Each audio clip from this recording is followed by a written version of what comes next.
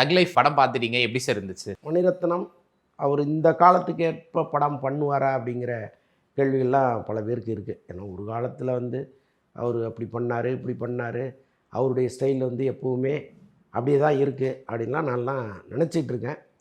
But அதில் கூட அவர் கொஞ்சம் கோட்டை விட்டாரோங்கிற மாதிரி தான் எனக்கு தோணுச்சு. மற்றபடி வந்து கமல் படம் முழுக்க அப்படியே நிறைந்து நிற்பது வந்து கமல் தான்.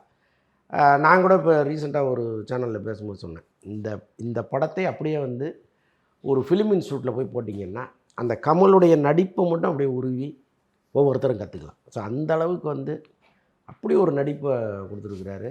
கமல் நல்லா நடிக்கிறாருங்கிறதெல்லாம் நம்ம பேசணும்னா நம்மளை மாதிரி ஒரு லூஸ் இருக்க முடியாது. ஆனால் இந்த படத்தில் அது ரொம்ப எஸ்பெஷலாக பண்ணியிருக்காரு. அந்த பல காட்சிகள் க்ளோஸ்அப்பில் அப்படியே டைட்டான ஃப்ரேமில் அவருடைய இந்த எக்ஸ்ப்ரெஷன்ஸ் எல்லாம் நீங்கள் தனித்தனியாக ரசிச்சுட்டே இருக்கலாம். ஸோ அப்படி ஹாலிவுட் நடிகர் மாதிரி இருக்கார். அவருடைய அந்த ஃபேஸ் எல்லாம் பார்க்கும்போது அதான் கமல் கமல் கமல் மொத்தமும் கமல் தான்.